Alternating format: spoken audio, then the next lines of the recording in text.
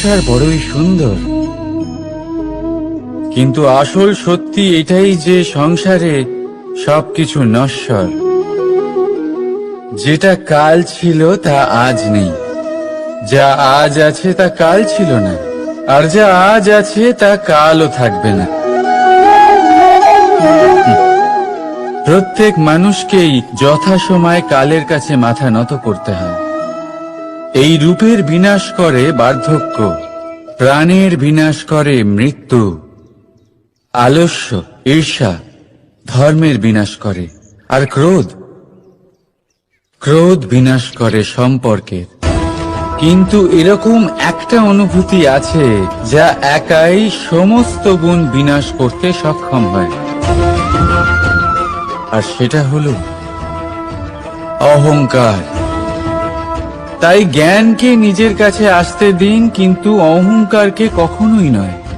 কারণ যদি এই অহংকার আপনার কাছে চলে আসে, তাহলে জীবনে যা কিছু আপনি অর্জন করেছেন, তা সে গুণ হোক বা হোক ধন, সে বন্ধু হোক বা হোক আনন্দ, সবকিছু শেষ হয়ে যায়। রাধা রাধা। এই পাথর দেখতে পাচ্ছেন আপনি? কত গোল, কতটা চকচকে। বাচ্চাদের অনেক সময় এটা নিয়ে খেলতে ভালো লাগে, আর কেনই বা লাগবে না। কতটা সুন্দর আর মসৃণ এটা। কিন্তু আপনি কি কখনো ভেবে দেখেছেন এই পাথর আগে কি ছিল? কোন বিশাল আকার পর্বত, কোন বিশাল আকার পাথরের একটা বড় ভেঙে যাওয়া অংশ বিশেষ, যেটা কোনোভাবে নদীতে পড়ে নদীর ধারার সাথে বইতে থাকলো, মাটির সাথে ঘর্ষণ হলো, বালির কণার সাথে ঘর্ষণ হতে থাকলো, আর তারপর ধীরে ধীরে এই আকার পেল। এবার আমরাও এই পাথরের মতোই। তাই মনে রাখবেন, আপনার ব্যক্তিত্ব, আপনার এই স্বরূপ ঈশ্বরের দেওয়া কখনোই নয়। হ্যাঁ, প্রকৃতি অবশ্যই আপনাকে জন্ম দিয়েছেন, কিন্তু আপনি নিজে নিজের ব্যক্তিত্বের রচয়িতা, আর আপনি তা রচনা করেন কঠিন পরিস্থিতির মুখোমুখি হয়ে, সংকটের ধারা পার করে। তাই আপনিও এই পাথরের মতো নিরন্তর চেষ্টা করতে থাকুন, নিজের অস্তিত্ব বজায় রাখুন, এই অস্তিত্বকে মহান করতে থাকুন, আর আমার সাথে ভালোবেসে বলুন, রাধা রাধা। বর্ষাকালে যখন ভয়ানক বৃষ্টি হয়, তীব্র গতিতে যখন হাওয়া চলে, তখন আপনি নিশ্চয়ই দেখেছেন যে পাখিরা, যাদের বাসা মাঝে মাঝে ভেঙে পড়ে, নষ্ট বানিয়ে ফেলে, নিজের সংসার সেই রকমই বানিয়ে দেয় যেমন আগে ছিল। এমন কেন? কারণ এই ঝড়ের তাণ্ডবের সাথে সেই পাখিদের কোনো বোঝাপড়া করারই নেই। তারা শুধু সেটাই করতে থাকে যেটা তাদের হাতে আছে, আর সেটাই হলো, আর এটাই হলো সুখী জীবনের মূল মন্ত্র। যেটা আপনার হাতে নেই, তা নিয়ে বিলাপ করে আপনার কোনো লাভ হবে না। মনোসংযোগ তাতেই করুন যা আপনার হাতে রয়েছে। যা বদলে গেছে তাকে আপনি আবার বদলাতে পারবেন না, কিন্তু যা আপনি বদলাতে পারবেন তাতে মনোসংযোগ করুন। এই জীবনে একটু ধনাত্মক হয়ে উঠুন, দেখবেন সব শুভ হবে। রাধা রাধা।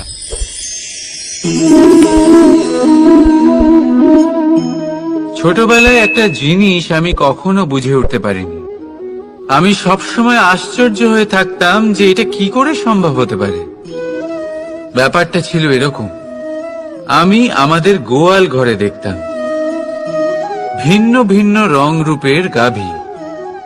কারোর রং কালো তো কারোর রং সাদা, কেউ খয়েরি তো কারোর রং বাদামি। এবার আমি দেখতাম কারোর কারোর শিং বড়, তো কারোর এত ছোট যে দেখাই যায় না। কোনো গাভী আকারে ছোট ছিল তো কেউ একটু বড়, কিন্তু যখন সেই সব গাভী দুধ দিত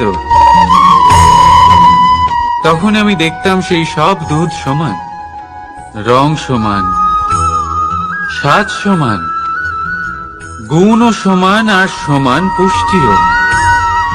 এবার আমি এটা বুঝতে পারতাম না। আমার দৃষ্টিতে তো সমস্ত গাভী আলাদা আলাদা ছিল। আমি ভাবলাম আমি মাকে জিজ্ঞেস করি। মাকে জিজ্ঞেস করলাম। মা আমাকে বললেন, কানাই, রং রূপ পাল্টালেও গাভীদের বাস্তবিকতা তো পাল্টায় না। গাভী তো গাভীই থাকবে। এবার আমি এটা বুঝতে পারি না যে মানুষ এটা আত্মসাৎ কেন করতে পারে না। দেখুন, রং, রূপ, জাত, ধর্ম, ভাষা, এই সবের উপরে হলো মনুষ্যত্ব। আর মনুষ্যত্বের একটাই ধর্ম, আর সেটা হলো প্রেম। তাই এই প্রেম আপনি সকলের সাথে ভাগ করে নিন, প্রেমের সাথে সকলের সেবা করুন। এই মনুষ্যত্বের অমৃত চেখে দেখুন, আর আপনি বুঝে যাবেন যে আমরা কেউ আলাদা আলাদা নই, আমরা সবাই সমান। রাধা রাধা। সাগর, কত বিশাল হয় এই সাগর! কি না করতে পারে এই সাগর! এক মুহূর্তের মধ্যে সব ধ্বংস করে দিতে পারে, প্রলয় ডেকে আনতে পারে, সংসার মুছে ফেলতে পারে। এই সাগর জীবন জ্যোতি নিভিয়ে দিতে পারে। কিন্তু এই সাগর যা মেটাতে পারে না তা হলো একজন তৃষ্ণার্তের তৃষ্ণা। অন্যদিকে এই ঘোড়া, যা এতটাই ছোট যে গোপিনীরা একসঙ্গে অনেকগুলো নিয়ে চলতে পারে, কিন্তু এই ছোট ঘোড়া অনেকের তৃষ্ণা মেটাতে পারে।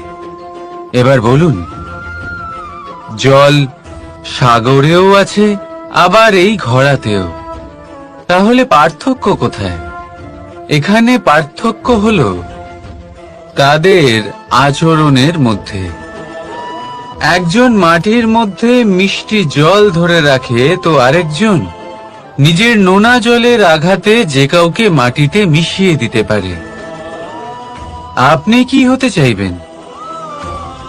সাগরের নোনা জল হয়ে কারোর আশা চূর্ণ বিচূর্ণ করে দিতে, নাকি মিষ্টি জলের ঘোড়া হয়ে কারোর তৃষ্ণা মেটাতে? সিদ্ধান্ত আপনার। রাধা রাধা। কতবার এমন হয়, আপনি কোনো কাজ করার জন্য কাউকে দায়িত্ব দেন, কিন্তু সেই ব্যক্তি সেই কাজ সম্পন্ন করতে পারে না, অসম্পূর্ণ রেখে দেয়, অথবা ঠিকভাবে করতে পারে না। এবার এই পরিস্থিতিতে কি হয়? আপনি ক্রুদ্ধ হয়ে যান, তার উপরে আপনি রেগে যান, তাকে তিরস্কার করেন, আর তারপরে সেই কাজ সম্পন্ন করতে আপনি নিজেকেই নিযুক্ত করেন, আর শেষ পর্যন্ত সেই কাজ সম্পন্ন হয়েই যায়। এবার এই বিষয়ে সমস্যা সেই ব্যক্তির চেষ্টায় নয়, সমস্যা আপনি যে সেই ব্যক্তিকে ভরসা করলেন তার ছিল। আমরা অন্যের প্রতি ভরসা করাকে প্রথম পদক্ষেপ বানিয়ে, আর নিজের উপরে বিশ্বাসকে শেষ সম্বল। কিন্তু তার বদলে এটাই হওয়া উচিত যে নিজের উপরে ভরসাকে আমরা প্রথম পদক্ষেপ বানাই, তাকে নিজের সহায় মানতে হবে। যদি আপনি এমন করেন তাহলে পরিণাম আরো সুখকর, আরো আনন্দদায়ক হবে।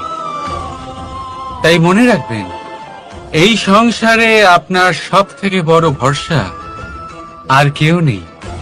এই সংসারে আপনার সব থেকে বড় রক্ষাকর্তা আর কেউ নেই, বরং আপনি নিজেই।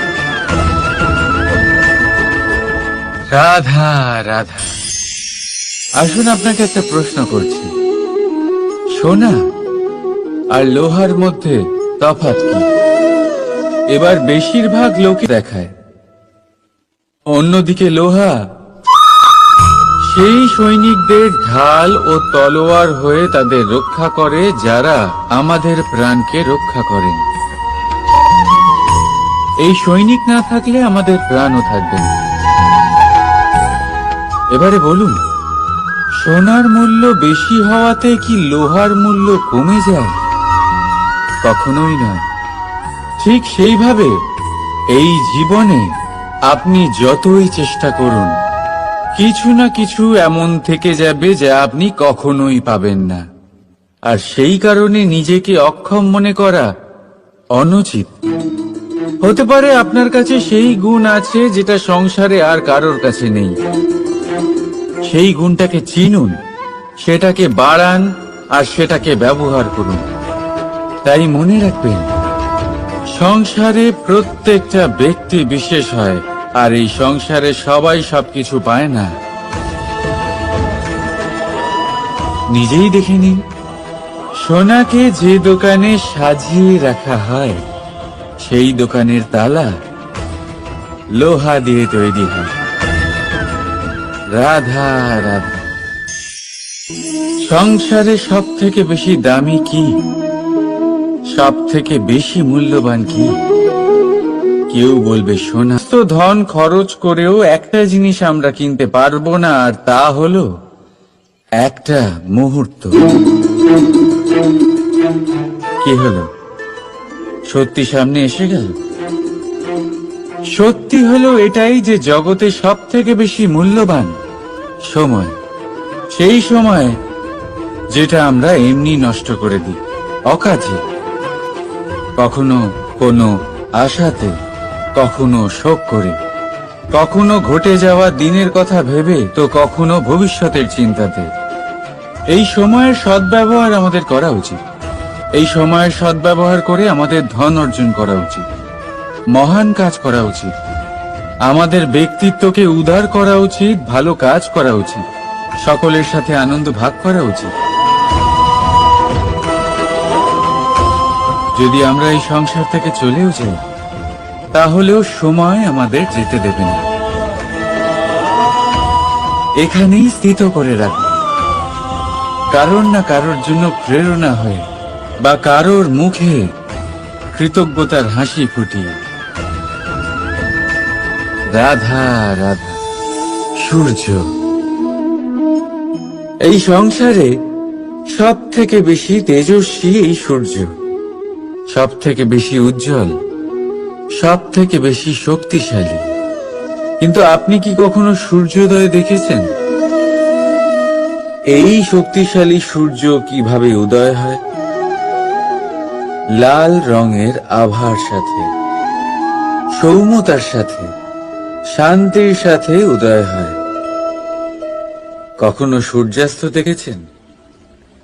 সেই লাল রঙের আভা, সেই সৌম্যতা, সেই একই শান্তি। আর এটাই একজন মহান ব্যক্তিত্বের গুণ।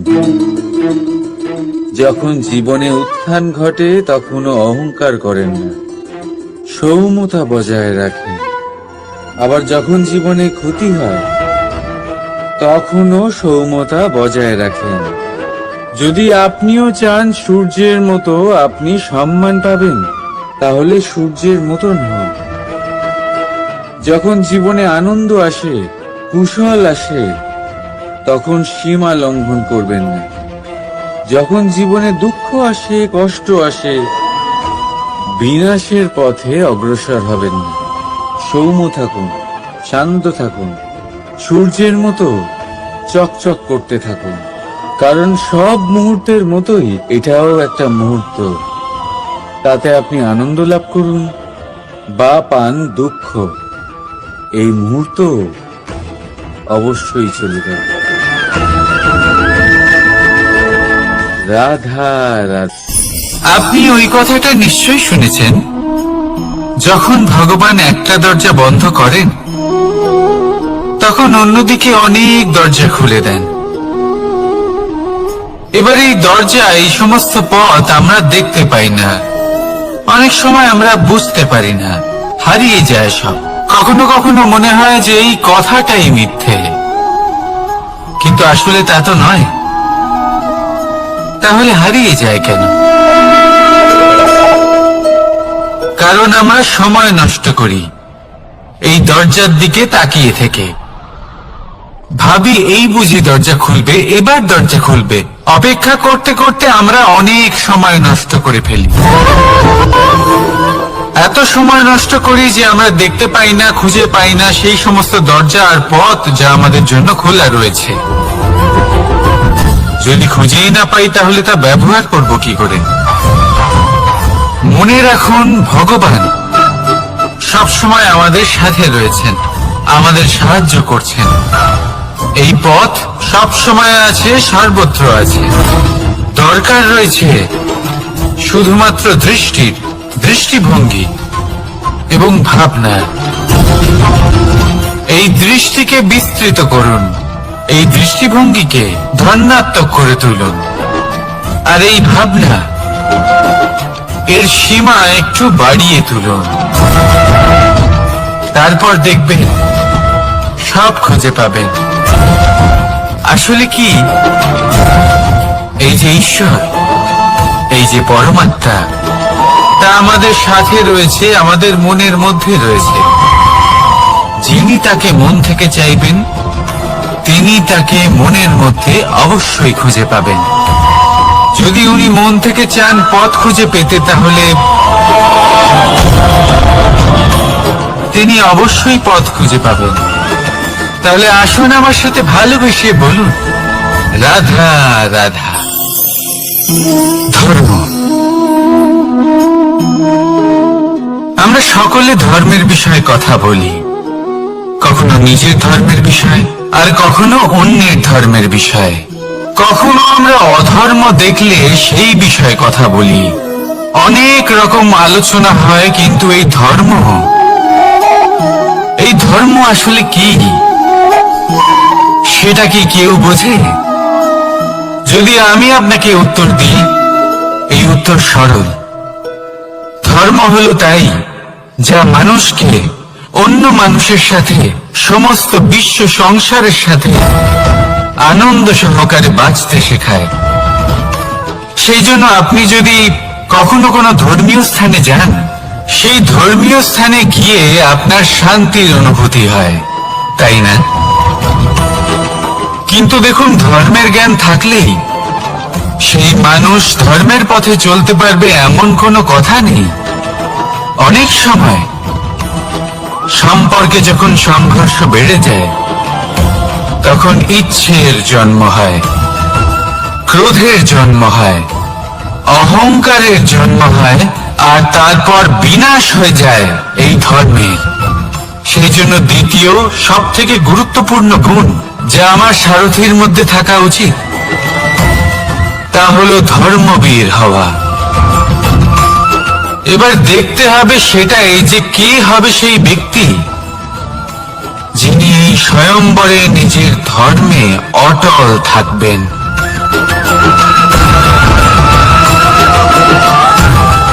কারণ সেই ব্যক্তি এই সংসার থেকে সরে এসে ধর্মের পুনঃস্থাপনের এই মহাকার্যে আমার সারথি হতে পারবেন। তাহলে আসুন আমার সাথে ভালোবেসে বলুন, রাধা রাধা। কর্ম, ধর্ম, জ্ঞান, এই তিন স্তরে অনেক মানুষ পৌঁছতে পারেন। অনেকে এই পরীক্ষা দিয়ে তাতে উত্তীর্ণ হয়ে যেতে পারেন, কিন্তু শিখরে পৌঁছে শাসন তিনিই করতে পারেন যার কাছে এই চতুর্থ গুণটিও থাকে, সমর্পণ।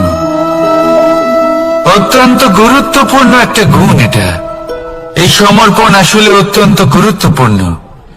পূর্ণ সমর্পণ দরকার নিজের লক্ষ্যের প্রতি, সমর্পণ নিজের কর্তব্যের প্রতি, সমর্পণ নিজের আত্মার থেকে নির্গত স্বরের প্রতি, সমর্পণ নিজের রথের প্রতি, অর্থাৎ আমার প্রতি। এবার এই পরীক্ষায় অত্যন্ত কঠিন এক বাঁক আসতে চলেছে, যেখানে সারথীকে সমর্পণের নিরিখে পরীক্ষা করা হবে, আর তাতে উত্তীর্ণ হওয়ার পরেই তার হাতে ধর্ম স্থাপনের রথের রাশ তুলে দেওয়া হবে। দেখা যাক কি হয়। ততক্ষণ আপনি প্রসন্ন থাকুন আর আমার সাথে ভালোবেসে বলুন, রাধা রাধা। মানুষ তার জীবনে শিক্ষা এবং প্রেম এই দুই লাভ করে তার মাতা, পিতা এবং গুরুর কাছ থেকে। কিন্তু মানুষ সব থেকে বেশি ভালোবাসে নিজের মাতাকে, কারণ মাতা খুব নির্মল চিত্তে ভালোবাসে, শান্ত মনে আমাদের অন্তরে শক্তির সঞ্চার করে থাকেন, আমাদের উৎসাহ দেন, বলশালী করে তোলেন। ব্যাপারটা কিন্তু এমন নয় যে আমরা নিজেদের বাবা বা গুরুকে ভালোবাসি না, তাদেরকেও আমরা অত্যন্ত ভালোবাসি, শুধু ওনাদের কঠোর ব্যবহার দেখলে আমরা একটু ভয় পেয়ে যাই। এবার ওনাদের এই কঠোর ব্যবহার আমাদের ভালো না লাগলেও অত্যন্ত আবশ্যক, কারণ মাতার থেকে আমরা যে শক্তি লাভ করি তা যেন নিয়ন্ত্রণ হারিয়ে বিধ্বংসী না হয়ে ওঠে, আমরা যেন কোনো কুপথে না চলে যাই, আমরা কখনো যেন দোষ না করে ফেলি। শুধু সেই জন্য পিতা এবং গুরু একটু কঠোর হয়ে ওঠেন, এবং ওনাদের এই কঠোর আচরণ ভবিষ্যতে গিয়ে আমরা অবশ্যই বুঝতে পারি। জীবনে কিছু বছর আমরা এগিয়ে যাই আর তারপর আমরা বুঝতে পারি যে বাবা এবং গুরু আমাদের যথেষ্ট ভালোবাসতেন, কিন্তু ওনাদের ভালোবাসার বহিঃপ্রকাশ আলাদা। প্রয়োজনীয় হলো এটা দেখার, এটা বোঝার যে শুরু থেকে আমাদের প্রতি ওনাদের আচরণ কেমন ছিল। ওনাদের কঠোর হওয়ার পেছনে ওনাদের ভালোবাসাটা বোঝার চেষ্টা করুন, ওনাদের চিন্তাটা বোঝার চেষ্টা করুন, ওনাদের পথপ্রদর্শনের আড়ালে আপনার ভবিষ্যতের জন্য যে পরিকল্পনা ওনারা করেছেন সেটা বোঝার চেষ্টা করুন। তখন আপনারা বুঝতে পারবেন ওনাদের ভালোবাসাকে। আপনার মনের মধ্যে আপনা থেকেই ওনাদের প্রতি সম্মান জেগে উঠবে। নিজের পিতা এবং নিজের গুরু এই দুজনের প্রতি কৃতজ্ঞতা প্রকাশ করুন আর আমার সাথে ভালোবেসে বলুন, রাধা রাধা। জীবন কিসের উপর নির্ভরশীল? ধনের ওপর, বৈভবের ওপর, নিঃশ্বাসের ওপর? না, এই জীবন নির্ভরশীল বিশ্বাসের ওপর। বিশ্বাস নিজের ওপর, বিশ্বাস আমাদের আপনজনের ওপর। কিন্তু যখন এই বিশ্বাস ভেঙে যায় তখন মানুষের মনও ভেঙে যায়, আর তারপর সে অন্য কিছু করতেই পারে না। তখন কি করা যেতে পারে? তিনটে কাজ আছে যা আপনি করতে পারেন। প্রথম, ভালোবাসা। যাকে আপনি ভালোবাসেন, যারা আপনাকে ভালোবাসে, ভুল যারই হোক না কেন, তার কাছে ক্ষমা চাইতে কখনোই সংকোচ বোধ করবেন না। দ্বিতীয় হলো বিশ্বাস। যারা আপনাকে ভালোবাসেন, আপনাকে বিশ্বাস করেন, তাদের বিশ্বাস কখনো ভাঙবেন না। তৃতীয় হলো আশা। যারা আপনাকে ভালোবাসেন, আপনাকে বিশ্বাস করেন, তাদের আশা আপনার সাথে জড়িত, তাদের থেকে কখনো কিচ্ছু লুকোবেন না। এই তিনটে কাজ করুন আর এই জীবন সুপ্রসন্ন হয়ে বলবে, রাধা রাধা। মানুষের জীবনে দুই ধরনের আবেগ থাকে যা চিরকাল তার সাথে বসবাস করে। প্রথম, স্বপ্ন। দ্বিতীয়, অজুহাত। মানুষ হাজার হাজার স্বপ্ন দেখতে পারে। আমাকে এই কাজ করতে হবে, আমাকে ওখানে ঘুরতে যেতে হবে, আমার জীবনে এই অসম্ভব কাজ বাস্তবায়িত করে দেখাতে হবে, আদি ইত্যাদি।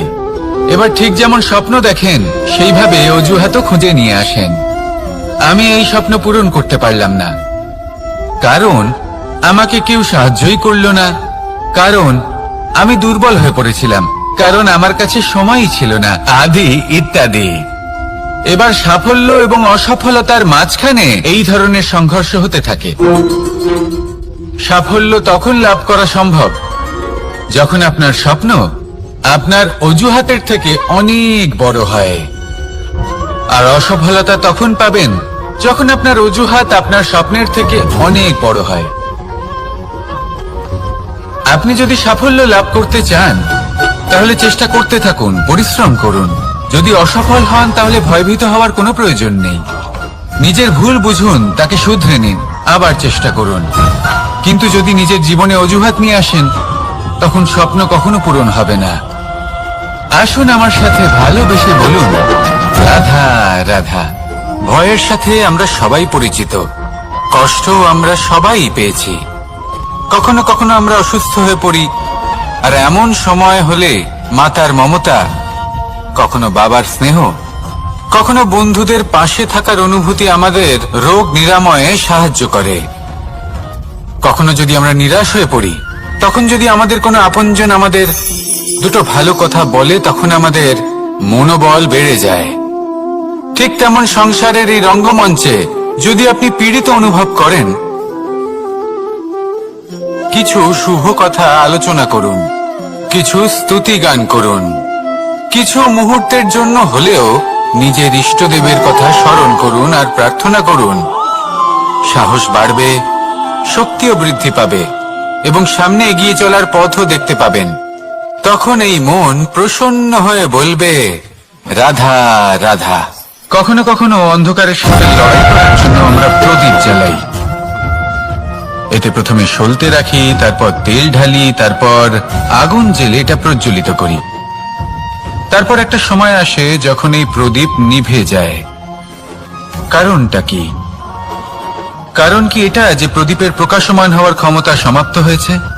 না, এই যে আগুন আমরা দেখতে পাচ্ছি, এই আগুনের জন্য যে শক্তির প্রয়োজন হয় তা আসে এই তেল থেকে। যদি এই তেল সমাপ্ত হয়ে যায়, তাহলে এই প্রকাশ তাও সমাপ্ত হয়ে যায়। আর আমাদের জীবনে এই তেল হলো আমাদের কর্ম, আর এই আগুন আর এর দ্বারা উৎপন্ন হওয়া প্রকাশ আমাদের ভাগ্য। যত আমাদের কর্ম ক্ষীণ হতে থাকবে, আমাদের ভাগ্য সৌভাগ্য কোথাও না কোথাও লুপ্ত হয়ে যাবে। যে উজ্জ্বল ভবিষ্যৎ আমরা চাইছি তা কখনো লাভ করতে পারবো না যদি কর্ম না করি। ঠিক যেমন তেল ছাড়া অগ্নি উৎপন্ন হয় না, তেমনি কর্ম ছাড়া সৌভাগ্য হয় না। যেমন কর্ম তেমন ভাগ্য।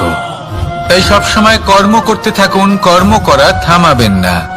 আর আমার সাথে ভালোবেসে বলুন, রাধা রাধা। জীবনে তিনটি বিষয় আছে, তিনটি বস্তু আছে, তারা যেন আপনাকে কখনো বশে না করে নিতে পারে। প্রথম হলো ধন। ধন যতক্ষণ আপনি ব্যবহার করতে থাকেন, যতক্ষণ তা আপনার কাজে আসছে, ততক্ষণ ঠিক আছে, এই ধন আপনার কাছে অমৃত। কিন্তু যখন এই ধন আপনাকে ব্যবহার করতে শুরু করে, বুঝে যাবেন যে আপনার পতনের সময় শুরু হয়েছে। দ্বিতীয় বিষয়, ফেলে আসা অতীত। যাই করুন, আপনি অতীত পাল্টাতে পারবেন না, আর এই সত্যিটা আপনিও জানেন। কিন্তু তাও এর বশবর্তী আমরা হয়ে পড়ি। আর যখন তাই হয়, তখন এই সংসারে আমরা যেখানেই যাই না কেন, যত বড়ই সুখ লাভ করি না কেন, সেই সব আমাদের কাছে তিক্ত বলে মনে হয়। তৃতীয় বিষয়, আপনার আশেপাশের মানুষ ভিন্ন ভিন্ন ধরনের মানুষ হয়, যাদের চিন্তা ভাবনা এবং দৃষ্টিভঙ্গি ভিন্ন ভিন্ন প্রকারের। যদি এদের বশবর্তী আপনি হয়ে পড়েন, তাহলে কেউ বলবে এটা করো, এটা ভালো। কেউ বলবে এটা করো না, ওটা করো, ওটা ভালো কাজ। কেউ বলবে এই দুটোই করো না, অন্য কিছু করো। এই কথাগুলিতে আপনি এতটাই জড়িয়ে পড়বেন যে আপনি লক্ষ্যভ্রষ্ট হয়ে পড়বেন। তাই এই তিন বিষয় থেকে সাবধানে থাকবেন। যদি কোনো কিছু বশ করতে হয়, তাহলে আপনাকে বশ করতে হবে আপনার আজকে, নিজের বর্তমানকে। এটা খুব প্রয়োজনীয়। এটা ভাববেন যে এই সময়ের সদ্ব্যবহার আমি কিভাবে করব, সময়কে শাসন কিভাবে করব, ওই কর্ম কিভাবে করব যাতে ভবিষ্যতে কখনো আমার আফসোস না হয়, বরং এই সংসার আমাকে নিয়ে গর্ব করবে, সেই কর্ম করুন। আর যখন আপনি এটা শিখে নেবেন, তখন আপনি নিজেই নিজেকে প্রকৃত অর্থে ভাগ্যশালী করে তুলবেন। আসুন আমার সাথে ভালোবেসে বলুন, রাধা রাধা। অনেক সময় আমরা কারোর নীরবতাকে তার দুর্বলতা ভেবে বসি। হতেই পারে সেই ব্যক্তি উত্তর দিতে চাইছেন না, হতে পারে অন্য কোনো কারণ আছে যা আমরা বুঝতেই পারছি না। সেই জন্য তাকে দুর্বল ভেবে নেওয়া অনুচিত। দেখতে গেলে এই বিশাল সমুদ্র এও কিন্তু নীরব, শান্ত হয়। কিন্তু যখন সে রুদ্র মূর্তি ধারণ করে, তখন কি হয়? সমগ্র সংসারকে বিনাশের পথে নিয়ে যায় এই সমুদ্র, প্রলয় সৃষ্টি করে। সেই জন্য কারো সহ্য শক্তিকে দুর্বলতা বলে মনে করবেন না, কারণ যদি এই নীরবতা নিজেকে ভেঙে বেরিয়ে আসে তাহলে তা বিনাশের সমস্ত সীমা পার করে যেতে পারে। তাই এই নীরবতাকে সবসময় বুঝুন, সবসময় একে সম্মান করতে শিখুন, আর আমার সাথে ভালোবেসে বলুন, রাধা রাধা। কখনো কোনো চাতক পাখিকে দেখেছেন? কথায় আছে যে বছরে মাত্র একবার সে তার তৃষ্ণা মিটিয়ে থাকে, আর তাও আকাশে ভেসে থাকা মেঘের দ্বারা ঘটানো বৃষ্টির জলের ফোঁটা থেকে। আর কোথাও থেকে সে তার তৃষ্ণা পূরণ করে না। সারা বছর সে নিদারুণ গরম সহ্য করে, তীব্র শীতও সহ্য করে, শুধু এই আশা নিয়ে যে বছরে একবার অন্তত সেই মেঘের ঘন ঘটা হবে, বৃষ্টি হবে, আর সে তার তৃষ্ণা নিবারণ করবে। এটা আসলে কি? এটা আসলে বিশ্বাস। সেই বিশ্বাস যে বছরে একবার সেই মেঘ আসবে তৃষ্ণা নিবারণ করতে। যেমন দেখুন, একটা সূর্যমুখী ফুল সারা রাত অন্ধকারের সাথে যুদ্ধ করে, কারণ তার বিশ্বাস যে ভোরবেলায় সূর্য তাকে অবশ্যই দর্শন দেবেন। সেটাও বিশ্বাস ছিল যার উপর ভরসা করে মনু একটা নৌকা নিয়ে বেরিয়ে পড়েছিলেন এবং সমস্ত সৃষ্টিকে প্রলয়ের হাত থেকে বাঁচিয়েছিলেন। সেটাও ছিল ভালোবাসার প্রতি বিশ্বাস, যার উপর ভরসা করে বানর এবং ভাল্লুক সেনা নিয়ে শ্রীরাম আক্রমণ করেছিলেন সমস্ত বরদানপ্রাপ্ত অসুরগণ এবং রাক্ষসগণের লঙ্কায় এবং জয় লাভ করেছিলেন। এই বিশ্বাসই হলো এই বিশ্বের আশা। বিশ্বাস রাখুন যে আপনি হলেন সর্বশ্রেষ্ঠ এবং শুধুই নিজের কর্ম করতে থাকুন।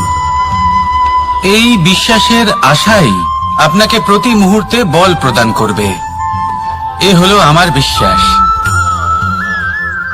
আসুন আর আমার সাথে ভালোবেসে বলুন, রাধা রাধা। যোগাসন। যোগাসনে আসন অত্যন্ত গুরুত্বপূর্ণ।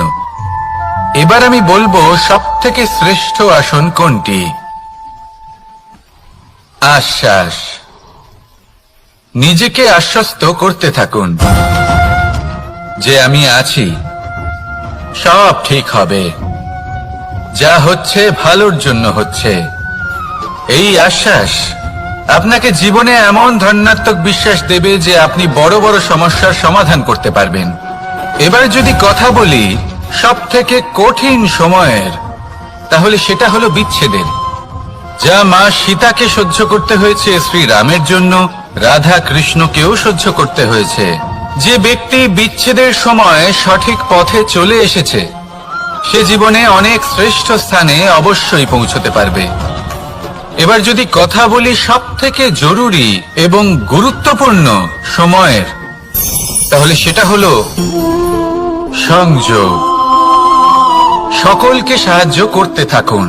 আপনি অন্যদের সাহায্য করে তাদের যত আনন্দ দিতে পারবেন ততটাই আনন্দ আপনারও জীবনে অবশ্যই আসবে। আসুন আর আমার সাথে ভালোবেসে বলুন, রাধা রাধা। সংসারে সকলে উঁচুতে উঠতে চায়, কেউ নত হতে চায় না। সবাই এটা মনে করে যে নত হওয়ার অর্থ হলো তাদের আত্মসম্মান এবং অহংবোধের বিরুদ্ধাচরণ করা। তাদের মনে হয় যে যদি আমরা নত হই সংসার আমাদের দুর্বল মনে করবে, তাদের শৌর্য এবং তাদের ব্যক্তিত্বের অপমান হবে। কিন্তু এটা কি সত্যি? প্রত্যেকবার নত হওয়ার অর্থ কি সম্মানহানি হওয়া? কখনোই নয়। আপনি নিজের জীবনকেই দেখে নিন। আপনার কোনো অমূল্য জিনিস যদি নিচে পড়ে যায় তাহলে তাকে কিভাবে তোলেন? সেই বস্তুকে তোলার জন্য আপনাকে নত হতেই হবে। আপনি বড়দের আশীর্বাদ কিভাবে লাভ করেন? আপনি নত হয়ে তবেই তাদের আশীর্বাদ লাভ করতে পারেন, তাই না? ভেবে দেখুন, আপনি একটা পথে হাঁটছেন, আপনি দেখতে চাইছেন যে আপনি সঠিক পথে হাঁটছেন কিনা, পায়ের নিচে কাঁটা পড়ে আছে কিনা। কিভাবে দেখবেন? আপনাকে সেই মাথা নত করেই দেখতে হবে। এর অর্থ কি? অর্থ খুব সহজ। প্রত্যেকবার নত হওয়া অনুচিত নয়, সেটা কোনোভাবেই সম্মানহানি নয়। পরিস্থিতি অনুসারে এবং যেখানে প্রয়োজন আপনি নত হতে শিখে গেলে আপনি অনেক কিছুই লাভ করতে পারবেন। জ্ঞান, মান, গুণ, বিশ্বাস। সেই জন্য প্রয়োজন এবং পরিস্থিতি অনুসারে নত হতে শিখুন, এতে অনুচিত কিছুই নেই। আত্মসম্মান থাকা অত্যন্ত প্রয়োজনীয়, কিন্তু তা যেন কখনো অহংকারে পরিণত না হয়। এই বিষয়ে অবশ্যই নজর রাখবেন এবং আমার সাথে ভালোবেসে বলবেন, রাধা রাধা। আমাদের জীবনে অনেক ধরনের ব্যক্তি এসে থাকেন। কেউ কেউ আমাদের সাথে থেকে যান, কেউ আমাদের থেকে দূরে চলে যান। কেউ ভালো মানুষ হন, কেউ খারাপ মানুষ। কিন্তু আমরা সবসময় সেই সময়টাকে নিয়ে দুঃখ প্রকাশ করি যখন আমাদের জীবনে কোনো খারাপ ব্যক্তি প্রবেশ করেন। তারা আমাদের খারাপ অনুভূতি দেন, দুঃখ দেন, কষ্ট দেন। আমরা সবাই তাকে ভালো মন্দ কথা বলি। কিন্তু কেন? এমন বিভিন্ন ধরনের মানুষ, খারাপ মানুষ, ভালো মানুষ সবার জীবনেই আসেন এবং সকলকেই একটা অমূল্য শিক্ষা দান করে যান। এবার আপনি নিজেই ভেবে দেখুন, জীবনে যখন প্রথমবার আপনি আগুন স্পর্শ করেছিলেন তখন আপনি একটা শিক্ষা লাভ করেছিলেন যে আমাকে আগুনের থেকে একটু দূরে থাকতে হবে। তারপর আস্তে আস্তে আপনি শিখলেন যে কিভাবে এই আগুনকে নিয়ন্ত্রণে রাখতে হবে। তারপর আপনি শিখলেন যে কিভাবে নিজের জীবনে তাকে প্রয়োগ করতে হবে, তা সে অন্ধকারে প্রকাশ লাভ করার জন্য হোক বা খাবার বানানোর জন্য। সেইভাবেই কোনো খারাপ ব্যক্তি যখন আপনার জীবনে আসে কোনো শিক্ষা দিয়ে যান, তার প্রতি কৃতজ্ঞ থাকুন। তার বিষয় খারাপ ভাবার বা খারাপ অনুভূতি নিয়ে থাকার কোনো প্রয়োজন নেই। সেই শিক্ষা লাভ করুন, ইতিবাচক মনোভাব নিয়ে জীবনের সামনে এগোতে থাকুন। কেউ নেই যিনি আপনাকে বাধা দিতে পারেন। আসুন আমার সাথে ভালোবেসে বলুন, রাধা রাধা। অনেক সময় আমরা জীবনে অনেক মানুষকে এমন বলতে শুনে থাকি যে আমি অসফল হয়েছি কারণ আমার সময় ভালো যাচ্ছিল না। আমি এই জিনিসটা লাভ করতে চাইছিলাম কিন্তু করতে পারলাম না কারণ আমার সময়টা ভালো যাচ্ছিল না। আমি আমার জীবনে ওই মহান কাজটা করতে চাইছিলাম কিন্তু করতে পারলাম না। কেন? কারণ আমার সময়টা ভালো যাচ্ছিল না। কিন্তু যে মুহূর্তে ভালো সময় আমার জীবনে আসবে আমি সব কিছু প্রাপ্ত করব। এমন প্রায় প্রত্যেকেই বলেন। আসুন একটা কথা বোঝা যাক। একজন মালিকে দেখুন, সে প্রত্যেক দিন গাছের সেবা করে, তাকে জল দেয়, তার যত্ন আত্তি করে। কেন? প্রত্যেক দিন সেই গাছ ফল দেয় না। সঠিক সময় এলে তবেই সেই গাছ ফল দেয়, কিন্তু প্রত্যেক দিন মালি তার সেবা করে, তাকে যত্ন করে। শুধুমাত্র তখন করে না যখন সেই গাছ ফল দিতে সক্ষম। আর যদি মালি গাছের যত্ন প্রতিদিন না করে তাহলে হয়তো সেই গাছ ফল দিতেই পারবে না। এটাই হলো আমাদের জন্য একটা শিক্ষা। যখন সময় আমাদের জন্য অপেক্ষা করে না তখন আপনি সময়ের জন্য কেন অপেক্ষা করছেন? ভালো সময়ের জন্য অপেক্ষা করবেন না। ভালো এবং শুভ কর্ম দ্বারা ভালো সময়কে নিজের কাছে টেনে আনুন। নিরন্তর কর্ম করুন, পরিশ্রম করতে থাকুন। শুভ সময় আপনা থেকেই আপনার কাছে আসবে। আসুন আমার সাথে ভালোবেসে বলুন, রাধা রাধা।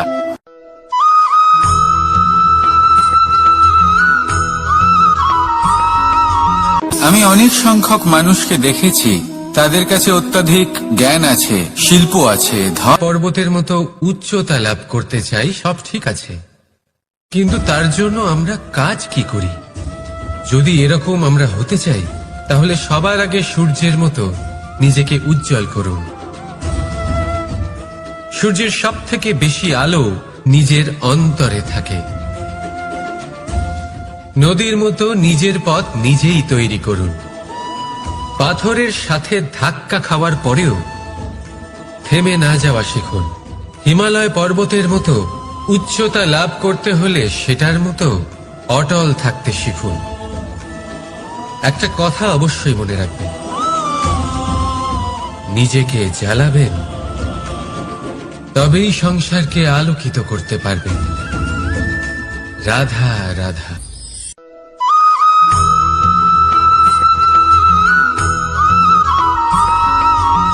অনেক সময় আমরা জীবনে অনেক মানুষকে এমন বলতে শুনে থাকি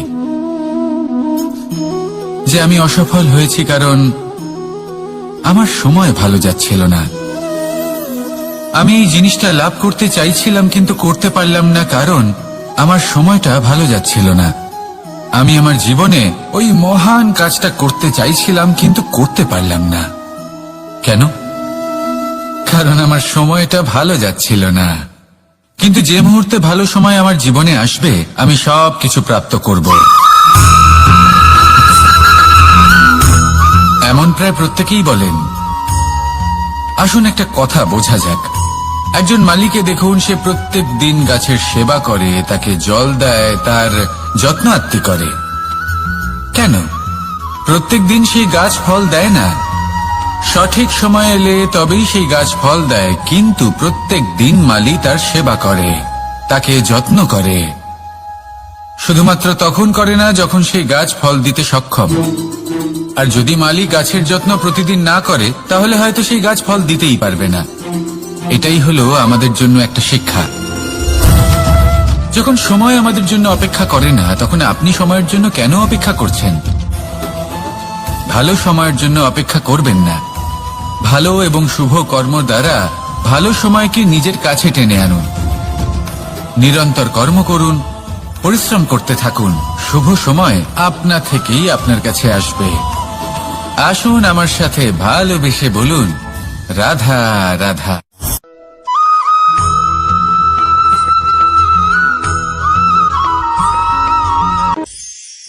প্রতীক্ষা, প্রয়াস, এই দুই জীবনের অভিন্ন অঙ্গ।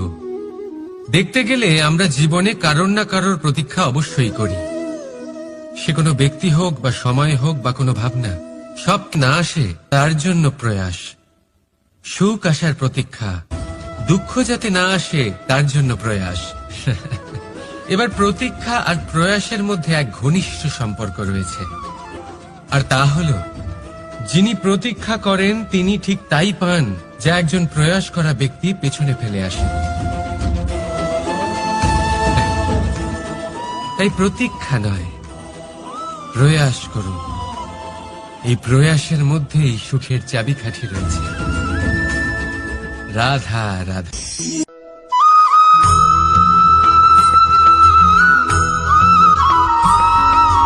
আমাদের জীবনে অনেক ধরনের ব্যক্তি এসে থাকেন।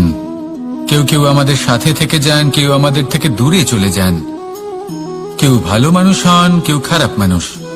কিন্তু আমরা সবসময় সেই সময়টাকে নিয়ে দুঃখ প্রকাশ করি যখন আমাদের জীবনে কোনো খারাপ ব্যক্তি প্রবেশ করেন। তারা আমাদের খারাপ অনুভূতি দেন, দুঃখ দেন, কষ্ট দেন। আমরা সবাই তাকে ভালো মন্দ কথা বলি। কিন্তু কেন? এমন বিভিন্ন ধরনের মানুষ, খারাপ মানুষ, ভালো মানুষ সবার জীবনেই আসেন এবং সকলকেই একটা অমূল্য শিক্ষা দান করে যান। এবার আপনি নিজেই ভেবে দেখুন, জীবনে যখন প্রথমবার আপনি আগুন স্পর্শ করেছিলেন তখন আপনি একটা শিক্ষা লাভ করেছিলেন যে আমাকে আগুনের থেকে একটু দূরে থাকতে হবে। তারপর আস্তে আস্তে আপনি শিখলেন যে কিভাবে এই আগুনকে নিয়ন্ত্রণে রাখতে হবে। তারপর আপনি শিখলেন যে কিভাবে নিজের জীবনে তাকে প্রয়োগ করতে হবে, তা সে অন্ধকারে প্রকাশ লাভ করার জন্য হোক বা খাবার বানানোর জন্য। সেইভাবেই কোনো খারাপ ব্যক্তি যখন আপনার জীবনে আসে কোনো শিক্ষা দিয়ে যান, তার প্রতি কৃতজ্ঞ থাকুন। তার বিষয় খারাপ ভাবার বা খারাপ অনুভূতি নিয়ে থাকার কোনো প্রয়োজন নেই। সেই শিক্ষা লাভ করুন, ইতিবাচক মনোভাব নিয়ে জীবনের সামনে এগোতে থাকুন। কেউ নেই যিনি আপনাকে বাধা দিতে পারেন। আসুন আমার সাথে ভালোবেসে বলুন, রাধা রাধা।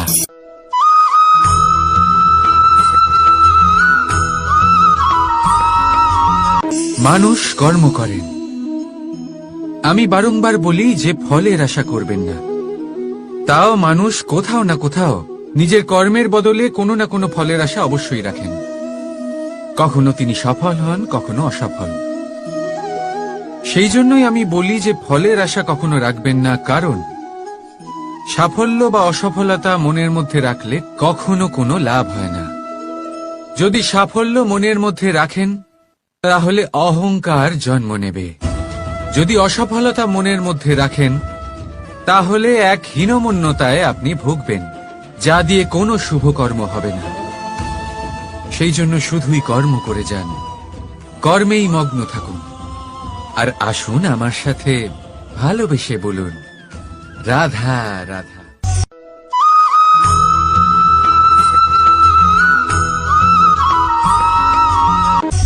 বন্ধু আর শত্রু, প্রত্যেকের জীবনের একটা বড় অংশ এর উপরে নির্ভরশীল হয়ে থাকে। আপনার জীবনের সফলতা আর অসফলতাও এর উপরে নির্ভরশীল। কিন্তু এই বন্ধু এবং শত্রুদের খুঁজে পাওয়ার জন্য আপনাদের বাইরে যাওয়ার প্রয়োজন নেই, কারণ এরা স্বয়ং আপনার ভেতরেই আছে।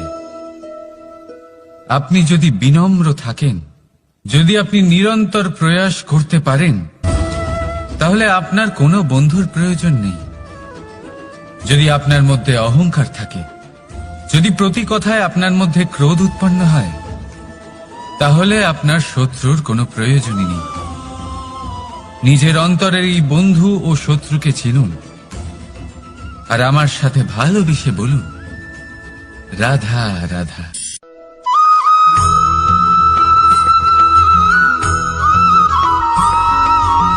সংসারে সকলে উঁচুতে উঠতে চায়, কেউ নত হতে চায় না। সবাই এটা মনে করে যে নত হওয়ার অর্থ হলো তাদের আত্মসম্মান এবং অহংবোধের বিরুদ্ধাচরণ করা। তাদের মনে হয় যে যদি আমরা নত হই, সংসার আমাদের দুর্বল মনে করবে, তাদের শৌর্য এবং তাদের ব্যক্তিত্বের অপমান হবে। কিন্তু এটা কি সত্যি? প্রত্যেকবার নত হওয়ার অর্থ কি সম্মানহানি হওয়া? কখনোই নয়। আপনি নিজের জীবনকেই দেখে নিন। আপনার কোনো অমূল্য জিনিস যদি নিচে পড়ে যায়, তাহলে তাকে কিভাবে তোলেন?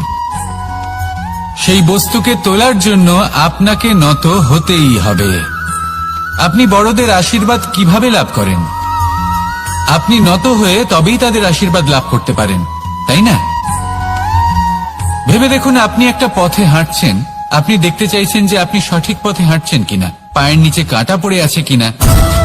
কিভাবে দেখবেন? আপনাকে সেই মাথা নত করেই দেখতে হবে। এর অর্থ কি? অর্থ খুব সহজ। প্রত্যেকবার নত হওয়া অনুচিত নয়, সেটা কোনোভাবেই সম্মানহানি নয়। পরিস্থিতি অনুসারে এবং যেখানে প্রয়োজন, আপনি নত হতে শিখে গেলে আপনি অনেক কিছুই লাভ করতে পারবেন। জ্ঞান, মান, গুণ, বিশ্বাস। সেই জন্য প্রয়োজন এবং পরিস্থিতি অনুসারে নত হতে শিখুন, এতে অনুচিত কিছুই নেই। আত্মসম্মান থাকা অত্যন্ত প্রয়োজনীয়, কিন্তু তা যেন কখনো অহংকারে পরিণত না হয়। এই বিষয়ে অবশ্যই নজর রাখবেন এবং আমার সাথে ভালোবেসে বলবেন, রাধা রাধা।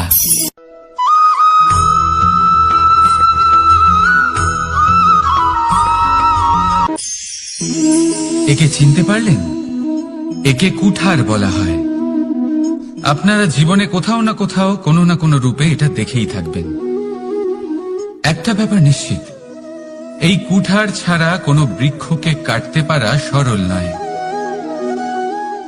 এবার আপনি কখনো এটা ভেবেছেন, এই কুঠার, এর এই অংশ, এর মুখটাই যদি না থাকে তাহলে কি হবে? এ শুধুমাত্র কোনো বৃক্ষই নয়, তার কোনো ডালও কাটতে সক্ষম হবে না। এবারে ভাবুন, এই শুকনো কাঠের হাতল এ আমরা কোত্থেকে পেলাম?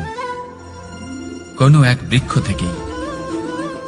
সেই ডাল যাকে কেটে ফেলা হয়েছিল, এক বৃক্ষকে কাটার জন্য এই ডালই শস্ত্ররূপে প্রস্তুত। আমাদের জীবনে আমাদের প্রিয়জন, আমাদের আপনজন যখন সময় কখনো কখনো তাদের সঙ্গ না দেয়, যদি তারা দৈন্য দশায় থাকেন, তাহলে তাদের সঙ্গ কখনো ছাড়বেন না। ওনাদের প্রয়োজন শুধুমাত্র মনোবল। তা তাদের দিন। তাদের সাহায্য করা আপনার কর্তব্য।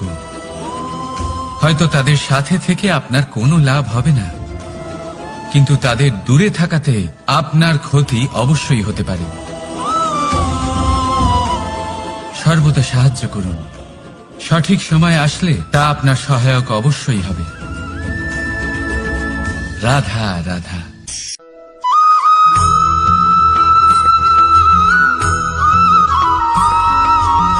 যোগাসন।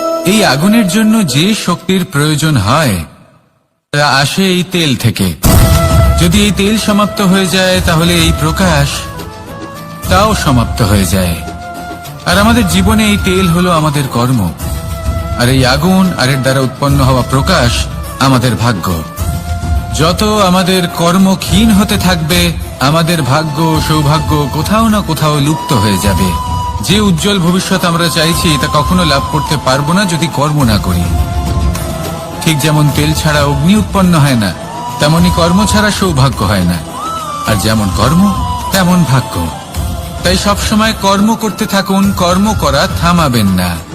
আর আমার সাথে ভালোবেসে বলুন, রাধা রাধা।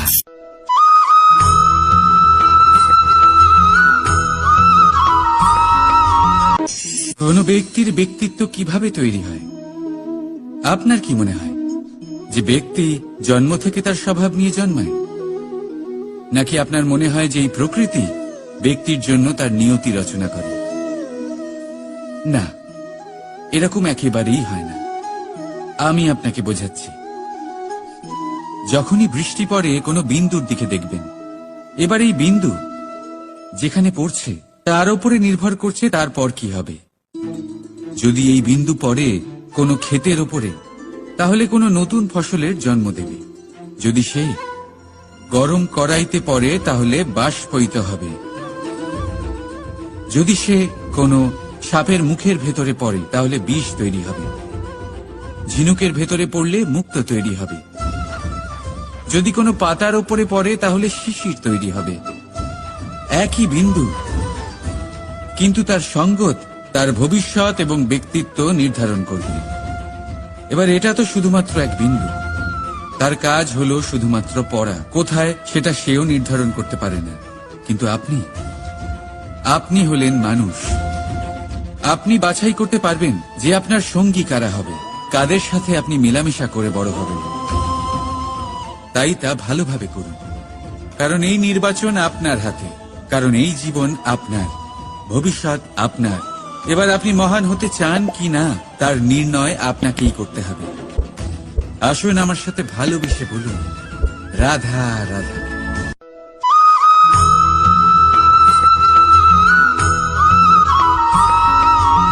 ভয়ের সাথে আমরা সবাই পরিচিত, কষ্টও আমরা সবাই পেয়েছি। কখনো কখনো আমরা অসুস্থ হয়ে পড়ি, আর এমন সময় হলে মাতার মমতা, কখনো বাবার স্নেহ, কখনো বন্ধুদের পাশে থাকার অনুভূতি আমাদের রোগ নিরাময়ে সাহায্য করে।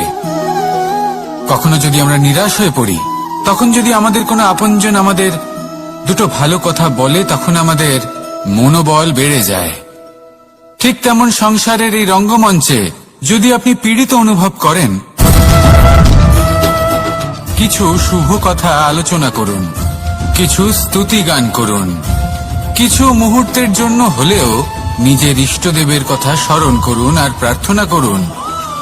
সাহস বাড়বে, শক্তিও বৃদ্ধি পাবে এবং সামনে এগিয়ে চলার পথও দেখতে পাবেন।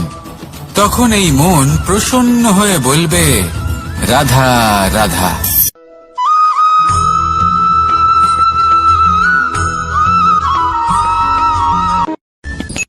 সূর্যের তাপ এতটাই প্রখর হয় তা সমস্ত বনস্পতিকে শুষ্ক করে দেয়। পুকুর হোক, নদী হোক, সরোবর হোক, সমস্ত শুষ্ক হয়ে যায়। কিন্তু আপনি কখনো শুনেছেন সূর্যের তাপে সমুদ্র শুকিয়ে গেছে? এমন কখনোই হয় না। আর এর পেছনেই লুকিয়ে রয়েছে এক অমূল্য জীবনের শিক্ষা। সমুদ্রের মতো নিজেকে ধৈর্যশীল করে তুললে, নিজেকে সংযমী করে তুললে, সূর্যের তাপ আপনার কোনো ক্ষতি করতে পারবে না। আপনার অন্তর থেকে সেই তাপ বাষ্পায়িত হয়ে মেঘ তৈরি হয়ে সূর্যকে ঢেকে দেবে, আর তারপর হবে শুধু সাফল্যের বৃষ্টি। তাহলে আসুন আর আমার সাথে ধৈর্যের সাথে বলুন, রাধা রাধা।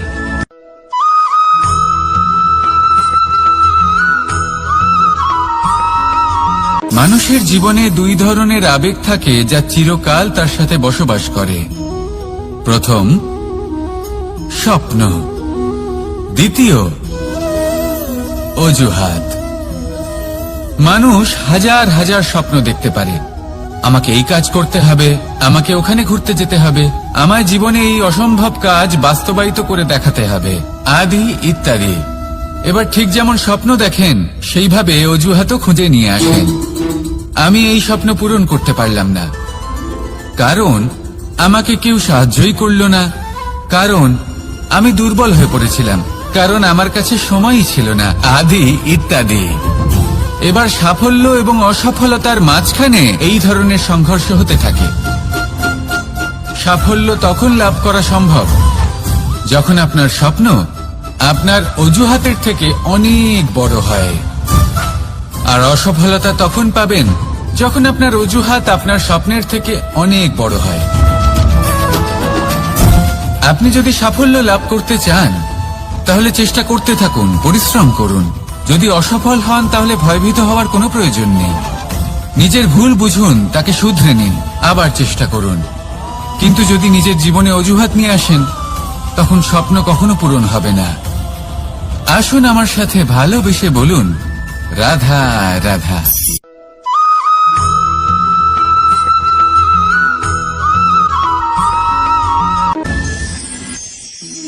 মানুষ অসুস্থ কেন হন?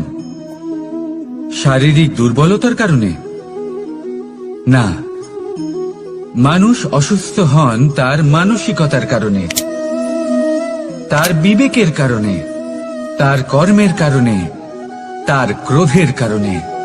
আর যখন কেউ সুস্থ হন, ঠিক হয়ে যান, তার মানে এটা নয় যে শুধু ওষুধের জন্য তিনি সুস্থ হয়েছেন। না, এটা কারোর তার প্রতি প্রেমের প্রভাব, বিশ্বাসের প্রভাব, সম্বলের প্রভাব। শুধুমাত্র ওষুধ দিয়ে কিছুই হয় না। যদি মনে প্রেম থাকে, বিবেক থাকে, বিশ্বাস থাকে, সম্বল থাকে, তবেই সেই ওষুধ কাজ করতে পারে। তাই মনে রাখবেন, এই জীবন হলো অত্যন্ত ছোট। মনে প্রেম ভাব রাখুন, মিত্রতা করুন, শত্রুতা নয়। ভালোবাসুন, বিদ্বেষ নয়। আর এই ভালোবাসার সাথেই বলুন, রাধা রাধা।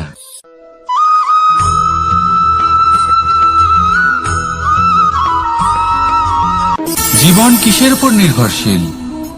ধনের ওপর, বৈভবের ওপর, নিঃশ্বাসের ওপর? না, এই জীবন নির্ভরশীল বিশ্বাসের ওপর। বিশ্বাস নিজের ওপর, বিশ্বাস আমাদের আপনজনের ওপর।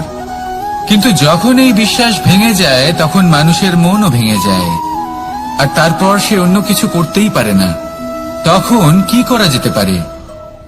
3টে কাজ আছে যা আপনি করতে পারেন। প্রথম, ভালোবাসা। যাকে আপনি ভালোবাসেন, যারা আপনাকে ভালোবাসে, ভুল যারই হোক না কেন, তার কাছে ক্ষমা চাইতে কখনোই সংকোচ বোধ করবেন না। দ্বিতীয় হলো বিশ্বাস।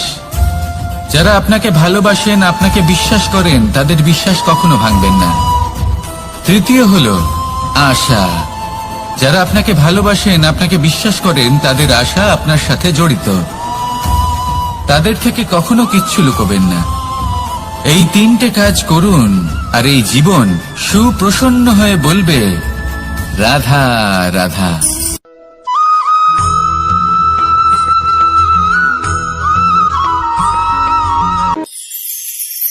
মানুষ জীবনে সব সময় চিন্তা করে, ভাবতে থাকে যে তার জীবনে কতই না সমস্যা। তারপরে নিজের আশেপাশে দেখে আর ভাবে যে সবাই কত প্রসন্ন, শুধু আমার জীবনেই সমস্যা আছে। কিন্তু বিষয়টা তা নয়। শুধু প্রত্যেক ব্যক্তিরই নয়, প্রত্যেক প্রাণীরও জীবনে সমস্যা আছে। এবার মানুষ একটা পাখিকে দেখে এটাই ভাবে যে এদের জীবন কতটা সহজ। কোনো দেশেরই সীমারেখা এদের ওপর লাগু হয় না। কোথায় থাকবে সেই নিয়েও কোনো ভাবনা নেই। কত শান্তির জীবন এদের। তারপর সে একটা পিঁপড়েকে দেখে আর এটা ভাবে, কি অসাধারণ, এদের তো সারা জীবনই মাটির উপরেই অতিবাহিত হয়, খাবারটাও মাটিতেই পেয়ে যায়। কি শান্তির জীবন এদের। কিন্তু যখন কোনো ঝড় আসে তখন সবার আগে সেই পাখির বাসাটাই ঝড়ে ভেঙে যায়। এই পাখি যে শাখাতেই গিয়ে বসে পড়ুক, তাদের উপর সবসময় সংকট থাকে যে ওপর থেকে কোনো বড় পাখি এসে তাদের উপর প্রহার না করে, তারা নিজেদের প্রাণ না হারায়। আর যদি কথা বলি পিঁপড়েকে নিয়ে, এদের উপর সবসময় সংকট থাকে যে কোনোভাবে বাতাস বা জল এদের ভাসিয়ে না নিয়ে যায়, কোনো প্রাণী ওকে পা দিয়ে পিষে না দেয়, এই পিঁপড়ে পিষ্ট হয়ে না মারা যায়। দেখুন, সমস্যা প্রত্যেকের জীবনে রয়েছে, আর এই সমস্যা আসতেই থাকবে। এর অর্থ এটা নয় যে এই সমস্যার সম্মুখীনই হওয়া যায় না, এর সমাধানও সম্ভব নয়। প্রত্যেক সমস্যার সমাধান অবশ্যই আছে, শুধু শান্ত মনে সেটা খুঁজে বের করতে হবে। তাহলে সেটাই করুন, প্রত্যেক সমস্যার সমাধান করতে থাকুন। যত সমাধান করবেন জীবন আনন্দময় হয়ে উঠবে। যদি সমাধান না করেন তাহলে আজীবন দুঃখই পেতে থাকবেন। আসুন আমার সাথে ভালোবেসে বলুন, রাধা রাধা।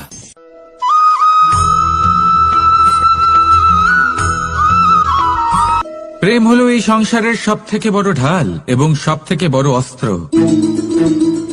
এই প্রেম ছাড়া না কোনো ন্যায় হয় আর না কোনো শাস্ত্র, না জীবন আছে আর না অন্ত। এবার যদি এই প্রেম মনের মধ্যে বাস করতে শুরু করে তাহলে কখনো কোনো সমস্যাই হবে না, আর যদি হয়েও থাকে তাহলে তা স্থায়ী হবে না। এই প্রেম কি না করতে পারে? এই প্রেম সমস্ত সমস্যা মিটিয়ে ফেলতে পারে, আপনার মনের মধ্যে অহংকারকেও বিনাশ করে দিতে পারে, আপনাকে সাক্ষাৎ ঈশ্বরের সাথে দেখা করাতে পারে। তাই প্রেমের দ্বারা প্রয়াস করতে থাকুন।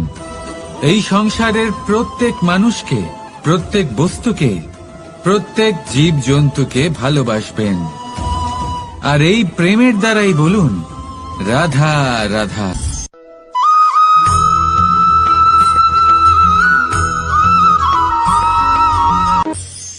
মানুষ এক অত্যন্ত বিচিত্র প্রাণী। পরিকল্পনা করে, ষড়যন্ত্র করে, প্রচেষ্টা করে, কাউকে পরাজিত করার চেষ্টাও করে। সাপকে একটা দড়ি মনে করে হাতে চেপে ধরার চেষ্টা করে, কিন্তু একটা কথা বুঝতেই পারে না, সময়ের এই সাপ এটা হাতে চেপে ধরাই যায় না। আর আপনি যা করবেন তা আবার ফিরে আসবে আপনারই সামনে। দেখুন, এতে কিছুই যায় আসে না যে আপনি কুম্ভকারের পুত্র নাকি কৃষ্ণের পুত্র। যদি আপনি অনুচিত কর্ম করেন তাহলে আপনার সাথেও অনুচিতই হবে, অশুভ কর্ম করলে আপনার সাথেও অশুভই হবে। কুরু বংশ অত্যন্ত মহান বংশ ছিল। এই কুরু বংশ কি হলো তার সাথে? একটা গোটা বংশ বয়ে গেল, কারণ ওনাদের উদ্দেশ্য অশুভ ছিল। অন্যদিকে 5 জন বনবাসী পাণ্ডব মহাভারত বিজয়ী হলেন, কারণ তাদের উদ্দেশ্য শুভ ছিল। তাই মনে রাখবেন, শুভ অগ্নি প্রজ্বলিত করবেন, শুভ তাপ সঞ্চার হবে। অশুভ অগ্নি প্রজ্বলিত করবেন, নরকেই জ্বলতে হবে। তাহলে আসুন আর আমার সাথে ভালোবেসে বলুন, রাধা রাধা।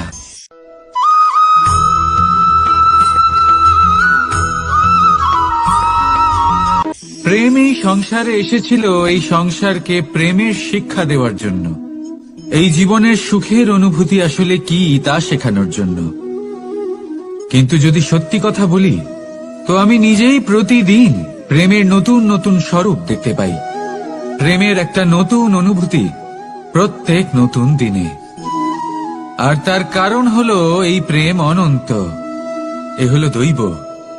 প্রেম হলো এই সংসারের সবথেকে বড় ঢাল এবং সবথেকে বড় অস্ত্র।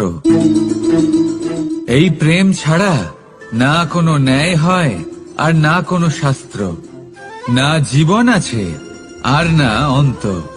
এবার যদি এই প্রেম মনের মধ্যে বাস করতে শুরু করে তাহলে কখনো কোনো সমস্যাই হবে না, আর যদি হয়েও থাকে তাহলে তা স্থায়ী হবে না। এই প্রেম কি না করতে পারে? এই প্রেম সমস্ত সমস্যা মিটিয়ে ফেলতে পারে, আপনার মনের মধ্যে অহংকারকেও বিনাশ করে দিতে পারে, আপনাকে সাক্ষাৎ ঈশ্বরের সাথে দেখা করাতে পারে। তাই প্রেমের দ্বারা প্রয়াস করতে থাকুন। এই সংসারের প্রত্যেক মানুষকে, প্রত্যেক বস্তুকে, প্রত্যেক জীব জন্তুকে ভালোবাসবেন। আর এই প্রেমের দ্বারাই বলুন রাধা রাধা।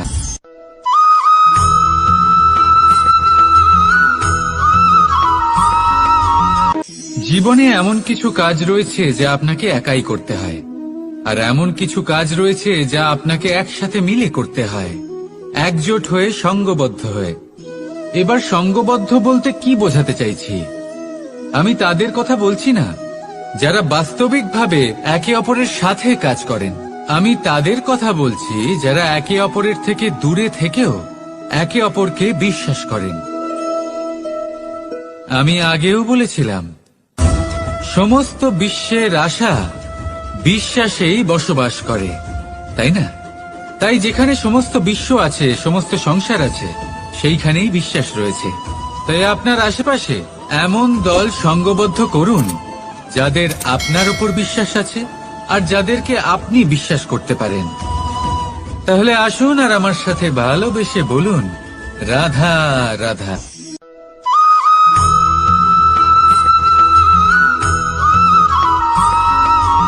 আমরা যে মানুষকে চাই, যাকে আমরা ভালোবাসি, তাকে একটা উপহার অবশ্যই দিতে চাই। এমন এক উপহার যা ওনার ভালো লাগবে, যা শ্রেষ্ঠ হবে, অতি প্রিয় হবে, বহুমূল্য হবে, বা বলতে পারেন মূল্যবান হবে। তাই আমরা কি করি? আমরা বাজারে যাই, তার জন্য স্বর্ণ, আভূষণ, হিরে, মুক্ত এইসব নিয়ে আসি। কিন্তু এটাই কি সর্বশ্রেষ্ঠ উপহার? কখনোই না। সর্বশ্রেষ্ঠ উপহার হল স্বাধীনতা, তাকে নিজের মনের মতো বাঁচার স্বাধীনতা। যদি আপনি কাউকে স্বাধীনতা না দিতে পারেন, তাহলে সে কোথাও না কোথাও বন্দী হয়ে যায়, তার বিকাশ কোথাও না কোথাও আটকে যায়। কিন্তু যদি আপনি কাউকে স্বাধীনতা দিতে পারেন, তাহলে আপনি দেখবেন ও সমস্ত সংসারকে, এই জীবনকে নিজের দৃষ্টিভঙ্গি দিয়ে দেখবে, বুঝবে যে কোনটা হলো উচিত আর কোনটা হলো অনুচিত। আর এটাই হলো সর্বশ্রেষ্ঠ। আর এবার যদি কাউকে স্বাধীনতার মাধ্যমে এত বড় একটা শক্তি দিতে পারেন, তাহলে আপনি আমাকে বলুন, এর থেকে বড় উপহার আর কি হতে পারে? আসুন আর আমার সাথে ভালোবেসে বলুন রাধা রাধা।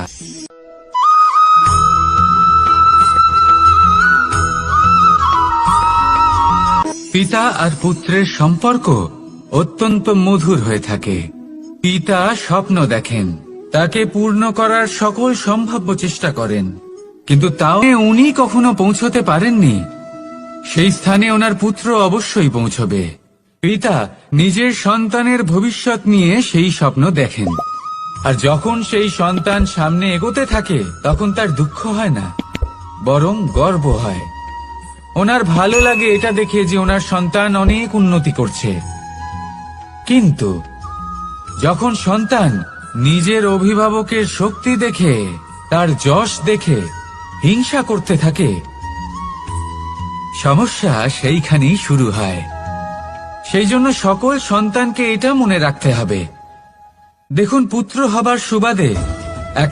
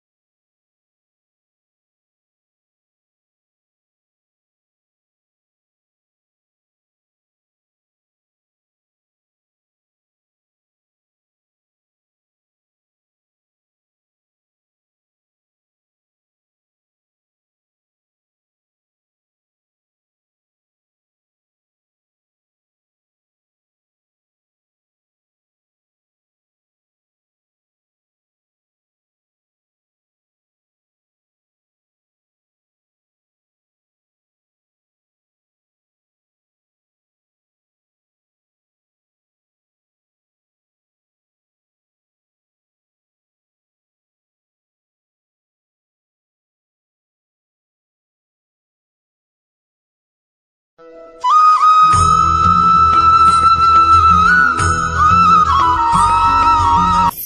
যখনই কোনো যাত্রায় যাব বলে মনে করি তখনই আমরা প্রস্তুত থাকি আসন্ন বিপদের জন্য বা সংকটের জন্য। যেমন যদি আমাদের মনে হয় যে আজকের পরিবেশ খুব ঠান্ডা হবে, তাহলে আমরা গরম বস্ত্র ধারণ করি বা সেটাকে সাথে নিয়ে যাই। যদি মনে হয় যে বৃষ্টি হতে পারে বা বৃষ্টি হয়ে চলেছে আমরা দেখছি, তাহলে আমরা একটা ছাতা সাথে নিয়ে নিই। আমরা প্রস্তুত থাকতে চাই এবং এটাই উচিত, এবং সেই কারণেই আমরা যাত্রায় সাফল্য লাভ করি। কিন্তু যদি আমরা কথা বলি জীবনযাত্রা নিয়ে, যা কিনা সব থেকে বেশি গুরুত্বপূর্ণ, তাহলে তার জন্য আমরা পূর্ণরূপে প্রস্তুত থাকি না। আশেপাশের মানুষ, এই সমাজ, আমাদের সাথী, আমাদের মিত্ররা যে কোনো মুহূর্তে বদলে যেতে পারেন। সেই জন্য আমরা নিজেদেরকে কখনো সাবধান করি না, কখনোই নিজেদের প্রস্তুত করি না। আমাদের এটা কখনোই মনে হয় না যে এরকম হতে পারে, আর সেই কারণেই শেষে গিয়ে আমরা অত্যন্ত দুঃখ পাই। একটা অমূল্য শিক্ষা আছে যেটা আমাদের লাভ করা উচিত। সতর্ক থাকা উচিত। এই জীবনযাত্রার জন্য শুধুমাত্র এই পরিবেশের বিষয়ে তথ্য সংগ্রহ করা বা তাকে অনুমান করা, এটুকু হলেই চলবে না। আমাদের আশেপাশের মানুষজনকে দেখতে হবে, তাদের স্বভাব পরিস্থিতির ওপর নজর রাখতে হবে। যখন তারা রং পাল্টাচ্ছেন নজর রাখতে হবে, তা অত্যন্ত আবশ্যক। পরিবর্তন আপনার জীবনে অবশ্যম্ভাবী। সঠিকভাবে তার সম্মুখীন হন। আসুন আমার সাথে ভালোবেসে বলুন, রাধা রাধা।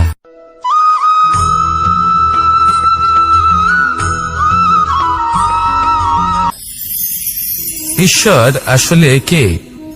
সংসারের বেশিরভাগ মানুষের কাছে ঈশ্বর হলেন এই সংসারের রচয়িতা, পালনকর্তা। কারোর কাছে উনি জ্ঞাতা, কারোর কাছে উনি হলেন আস্থার প্রতীক, আবার কারোর জন্য শুধুমাত্র অন্ধ বিশ্বাস। কিন্তু এই ঈশ্বর কি কোনো শরীর, নাকি একটা বোধ, নাকি শুধুই শ্রদ্ধা? ঈশ্বর হলেন তিনি যিনি হলেন আপনার ইষ্ট। সেই জন্যই তো গুরু, মাতা, পিতা এনাদেরও ঈশ্বরই বলা হয়েছে।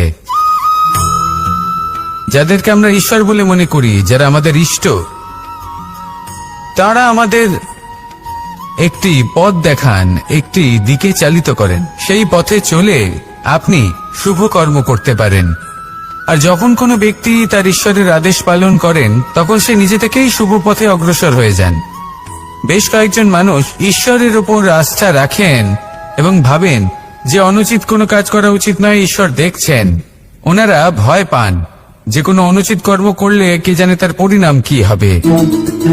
এমন অনেক ব্যক্তি রয়েছেন যারা ঈশ্বরকে বিশ্বাস করেন এবং জানেন যে ঈশ্বর তাদেরকে দেখছেন।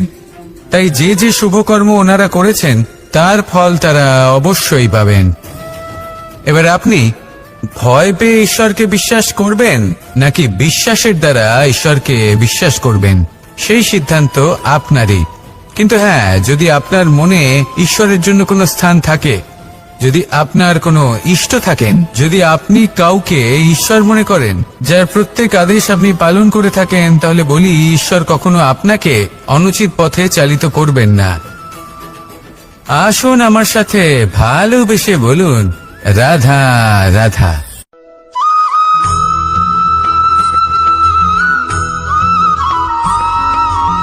আমি রথে যাত্রা করি। বারবার থেমে আপনাকে দেখতে হবে, নিজেকে কিছু প্রশ্ন করতে হবে। আমি কি আজ সেই কর্মই করছি যেটা আমি করতে চেয়েছিলাম? আমি কি আজ সেই জীবন যাপন করছি যেমন আমি যাপন করতে চেয়েছিলাম? যদি এই প্রশ্নগুলোর উত্তর হ্যাঁ হয়, তাহলে এগোতে থাকুন, নয়তো থেমে যান এবং বিচরণ করুন। মনে রাখবেন, এই সংসার অত্যন্ত জটিল, আর এতে হারিয়ে যাওয়া অত্যন্ত সরল। সেই জন্য নিজে থেকে বারবার থামা এবং জীবন চিন্তন করা অত্যন্ত আবশ্যক। তাহলে সেটাই করুন, আর আমার সাথে ভালোবেসে বলুন, রাধা রাধা।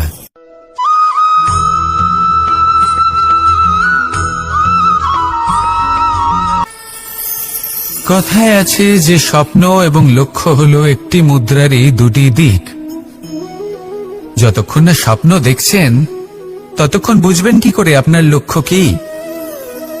স্বপ্ন দেখে যদি নিজের লক্ষ্য বুঝতে পারেন, সেটা পেতে চান, তবেই সেটা লাভ করতে পারবেন। কিন্তু স্বপ্ন এবং লক্ষ্য এই দুইয়ের মধ্যে একটা ভারসাম্য রয়েছে, যেটা বজায় রাখা প্রয়োজনীয়। একে আমরা বলে থাকি পরিশ্রম। দেখুন, যদি আপনি স্বপ্ন দেখতে চান, তাহলে পরিশ্রম ত্যাগ করে নিদ্রা লাভ প্রয়োজন। কিন্তু যদি আপনি লক্ষ্য লাভ করতে চান, তাহলে আপনাকে নিদ্রা ত্যাগ করে পরিশ্রম করতে হবে। তাই আলস্য ত্যাগ করুন এবং সিদ্ধান্ত নিন যে আপনি কি চান।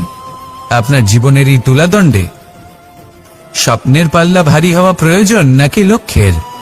আমার মতে এই দুইয়ের মধ্যে যদি ভারসাম্য বজায় রাখেন, তবে পথ নিজে থেকেই সামনে আসবে। শুধু সেই পথে অগ্রসর হতে থাকুন এবং আমার সাথে ভালোবেসে বলুন, রাধা রাধা।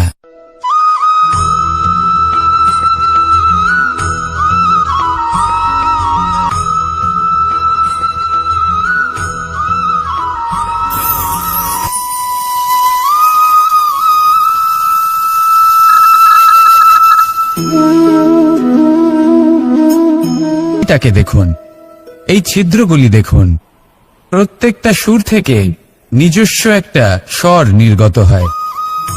এবার যে ব্যক্তি এই সমস্ত সুর এবং স্বর বুঝতে পারেন, এতে নিপুণ, তিনি এই বাঁশির দ্বারা যে সুর নির্গত করবেন তা তো মধুর অবশ্যই হবে।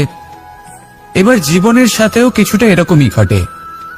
জীবনের কিছু নীতি থাকে, অর্থ, কুটুম্ব এবং আধ্যাত্মিক। যদি জীবনের প্রত্যেকটা মুহূর্ত সুখময় হয় এরকম আপনি চান, তাহলে এই তিনটি নীতিতে আপনাকে নিপুণ হতে হবে। কোনো একটি বিশেষ নীতির প্রতি যদি আপনি বেশি ঝুঁকে পড়েন, তাহলে বাকি দুই নীতি থেকে যা সুখ লাভ করা সম্ভব তা পারবেন না। ধন অর্জন করতে হবে পরিবারের জন্য, পরিবারের সুখ মনের শান্তির জন্য, মনে শান্তির প্রয়োজন মনের শুদ্ধতার জন্য।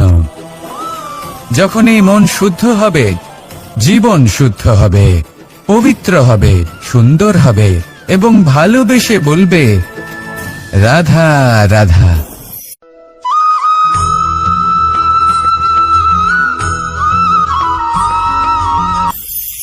আপনারা সবাই একটা গাছের পাতাকে দেখুন। যতক্ষণ পর্যন্ত ও গাছের সাথে, মানে গাছের ডালের সাথে জুড়ে থাকে, সে সবুজ থাকে, বাতাসের সাথে সে নড়তে থাকে। যতক্ষণ পর্যন্ত ও সূর্য থেকে পাওয়া রশ্মির শক্তি গাছে পৌঁছে দেয়, ততক্ষণ ও ডালের সাথে যুক্ত থাকে।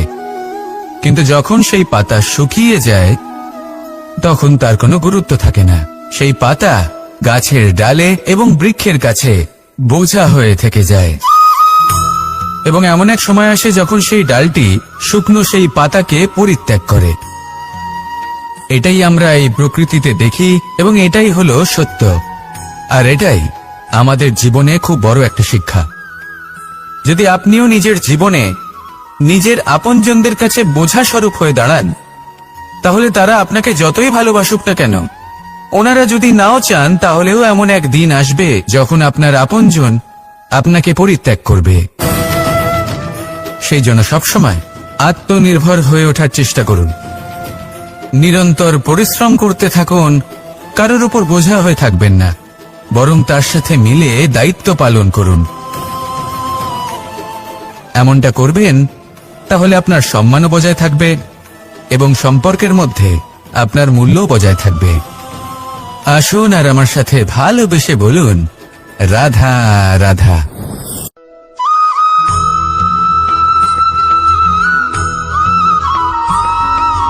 এই শুকনো পাতাটিকে দেখুন, নিষ্প্রাণ হয়ে পড়েছে। কোনো একটা সময় এই পাতাটি একটা গাছের ডালে ছিল। সেই গাছ ওর লালন পালন করত। যখন যখন বাতাস বইত, এই পাতায় কম্পন দেখা দিত, মনকে প্রফুল্ল করে তুলত। কোনো একদিন এই পাতা গাছের ডাল থেকে ঝরে পড়ে গেল। নিঃসন্দেহে ও নিজের স্বাধীনতা পেল, কিন্তু আস্তে আস্তে শুকিয়ে গেল, নিষ্প্রাণ হয়ে গেল। দেখুন, আমি এই কথা বলছি না যে স্বাধীনতা অনুচিত, কখনোই না। কিন্তু যে কোনো পরিস্থিতিতে স্বাধীন হতে চাওয়া এটা নিশ্চিতরূপে অনুচিত। আমরা যদি আমাদের জীবনে পরিবারের গুরুত্ব ভেবে দেখি, তাহলে এই পরিবারে যতই মতভেদ থাকুক না কেন, যতই মনোমালিন্য থাকুক না কেন, যতই বিবাদ থাকুক না কেন, এই সব মিটিয়ে নেওয়া অত্যন্ত প্রয়োজনীয়। সেই সবকিছু সমাপ্ত করা অত্যন্ত প্রয়োজনীয়। কখনো এই পরিবারকে ভাঙতে দেবেন না, কখনো এই পরিবার থেকে দূরে চলে যাবেন না। এই পরিবার হলো আমাদের জীবনের একটা অমূল্য সম্পদ, অমূল্য এক আশ্রয়, যা এই সংসারে হয়তো কোথাও আপনি পাবেন না। তাই একে আগলে রাখুন। ভেবে নিন আপনি পাতা আর আপনার পরিবার সেই গাছ। আসুন আমার সাথে ভালোবেসে বলুন, রাধা রাধা।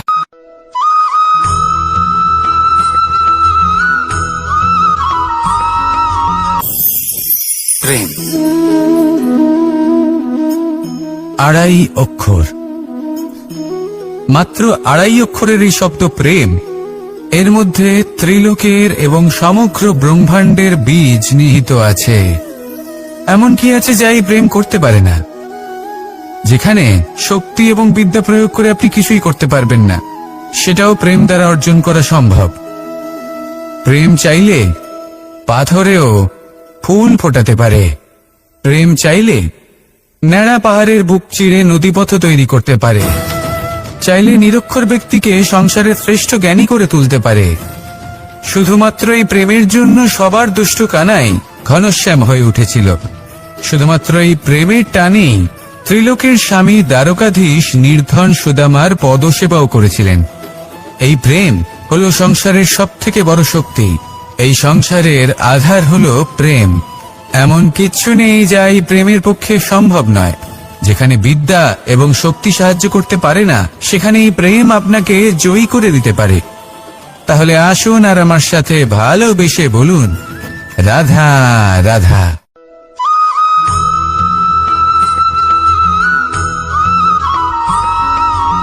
দীপাবলি।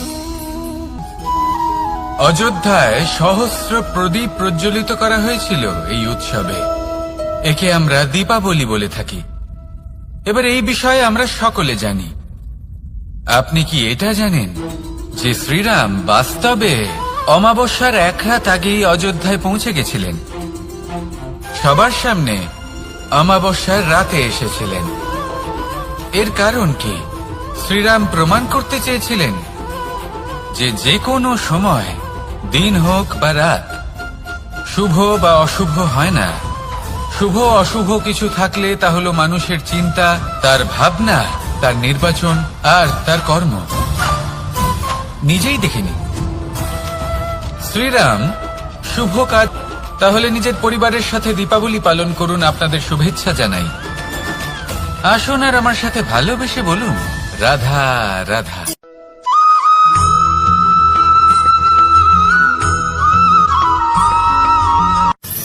মানুষের এই জীবন, মানুষ জন্ম নেয়, একটা নির্দিষ্ট সময়ের পরে এই সংসার ত্যাগ করে চলেও যায়। এবার শুধু এটাই আবশ্যক নয় যে এই জীবনকালকে আপনি যাপন করবেন, শুধু এটাই গুরুত্বপূর্ণ নয়। আবশ্যক এবং গুরুত্বপূর্ণ হলো এটা যে এই জীবনকালে আপনি এমন কিছু করেন যাতে এই সংসারের মঙ্গল হয়, যাতে এই সংসার আপনাকে মনে রাখে, আপনার থেকে প্রেরিত হয়, আপনার মতো হতে চায়। প্রত্যেক বছর আপনার জন্মতিথির অপেক্ষা করে, এমনভাবে আপনার জন্মদিন পালন করে যাতে সেটা মহোৎসবের আকার ধারণ করে। এবার এই জন্মদিন এমনি এমনি মহোৎসবে পরিণত হয় না। তখন হয় না যখন কোনো ব্যক্তি রাজার রূপে বা কোনো গোয়ালার রূপে জন্মগ্রহণ করে। তখন পরিণত হয় যখন একজন মানুষ জন্মগ্রহণের পরে এই সংসারকে কোনো শিক্ষা দিয়ে যান। কিভাবে একজন মানুষ গোয়ালা থেকে রাজা হতে পারে, কিভাবে একজন মানুষ অসত্য থেকে সত্যের পথে চলতে শুরু করেন, অধর্ম থেকে ধর্মের পথে চালিত হতে পারেন, কিভাবে অন্ধকার থেকে প্রকাশের দিকে যেতে পারেন, কিভাবে নিজের আত্মাকে পরমাত্মার সাথে মিলিত করতে পারেন। তা সে রামনবমী হোক বা জন্মাষ্টমী হোক, তাদের জীবনের সাথে জড়িত প্রত্যেক মুহূর্ত একটা পরবের আকার ধারণ করে। তাহলে আপনিও এইভাবে নিজের জীবন যাপন করতে থাকুন। এই সংসারে শুধু ভালোবাসা বিতরণ করুন, কিছুটা এমন ভাবে বিতরণ করুন যাতে আপনি এই সংসার থেকে চলে যাওয়ার পরেও এই সংসারে আপনি শুধুই ভালোবাসা বিতরণ করতে পারেন। যদি আপনি এরকম করেন, সংসারকে প্রেরণা দেন, তাহলে আপনার জীবনও রাধা কৃষ্ণের প্রেমের মতোই অলৌকিক এবং দৈব হয়ে উঠবে। আসুন আর আমার সাথে ভালোবেসে বলুন, রাধা রাধা।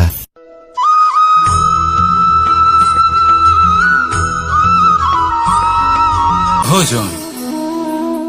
এই সংসারে যেই হোক না কেন, কোনো মানুষ হোক, কোনো প্রাণী হোক, কোনো কীট হোক বা কোনো বনস্পতি হোক, প্রত্যেকের জন্য ভোজন অতি আবশ্যক। কারণ ভোজন থেকেই শক্তি পাওয়া যায়, আর সেই শক্তি দিয়েই সংসারের, আমাদের জীবনের সমস্ত কার্য করা যায়। এবার এমন এক ধরনের শক্তি হয় যা শীতের ঋতুতে সূর্য থেকে আমরা পেয়ে থাকি, আর আরেক ধরনের উত্তাপ হয় যা দিয়ে ভোজন রান্না করা হয়, সুস্বাদু নানান ধরনের ভোজন। এবার অত্যন্ত গুরুত্বপূর্ণ হলো যে ব্যক্তি সেই ভোজন বানাচ্ছেন তার মানসিক পরিস্থিতি এবং সেই ব্যক্তি যিনি ভোজন গ্রহণ করছেন তার মানসিক অবস্থা। যখনই আপনি ভোজন বানাচ্ছেন তখন ভালোবাসার সাথে কাজটা করুন, ধন্যাত্মক ভাব নিয়ে, সৎ ভাবনার সাথে।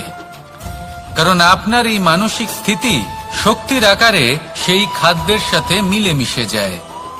আর যখনই আপনি ভোজন গ্রহণ করছেন তখন সদ্ভাবনার সাথে, প্রসন্নতার সাথে গ্রহণ করুন, ধন্যাত্মক ভাব নিয়ে। যদি আপনি প্রসন্নতার সাথে রান্না করেন